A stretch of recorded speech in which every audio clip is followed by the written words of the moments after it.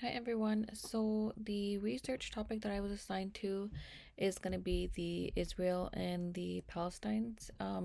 The war and conflict between them has been about territory and independence.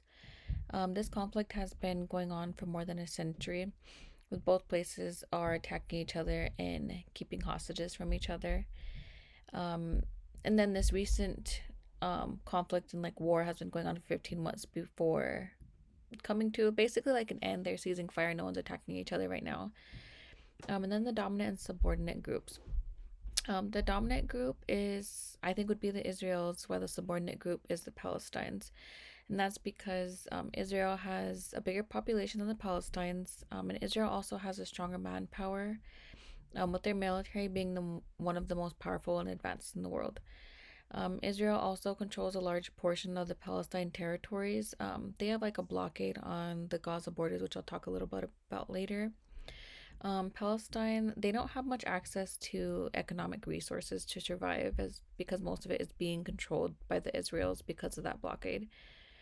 Some of the human rights that are being violated, like they don't have access to simple things like clean water, food, and basic needs and services.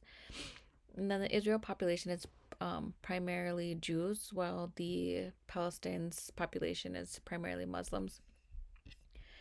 Some of the social stratification, the factors of it between Israel and Palestine. So Israel has that blockade that I mentioned, and this is to stop the movement of like material and people coming in and out of Gaza.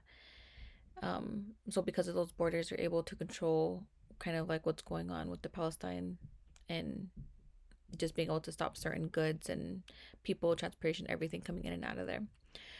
Palestine is economically dependent on Israel because of this. So this is like affecting their education, their housing, employment, and food. So Palestine is faced with the poor economic conditions because of this. I would say that Palestine is more of a closed system because of the blockade, and the people of Palestine being restricted of their movement and the hardships they endure from it. Um, and they're also being they were like displaced from their homes as well. I'll talk about that a little bit later. Israel, they are a democratic state and they have the IDF, and that's the Israel Defense Force. And Palestine has the Palestine Authorities and the Hamas, which is a Palestine militant group.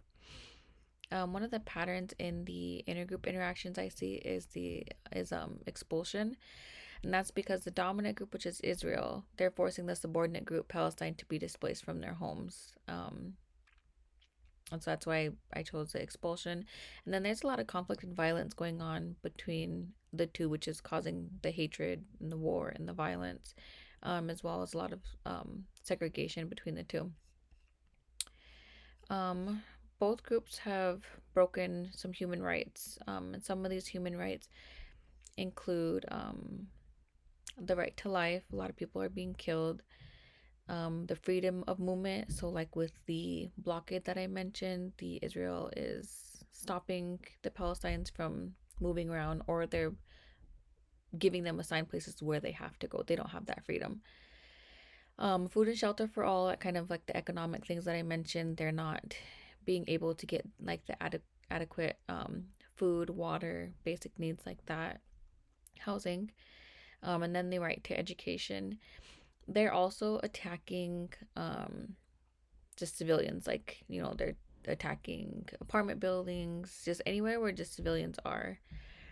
And some of the social movements that are happening today that I've seen on social media, I've seen it through like Facebook and TikTok, but I see um, a lot of people like not trying to support certain stores or like companies or anything. They're trying to boycott them and not purchase from them, because of what they're supporting between the war. Either they're supporting Israel, or they're supporting Palestine, or they just, they're speaking out about something and people don't like that. So they're trying to boycott them and not support them.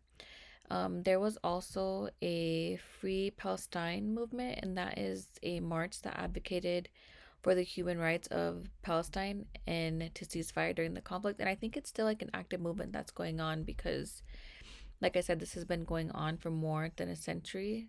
Um, so it's been going on. I think it's going to keep going on because it sounds like this conflict isn't really coming to an end anytime soon.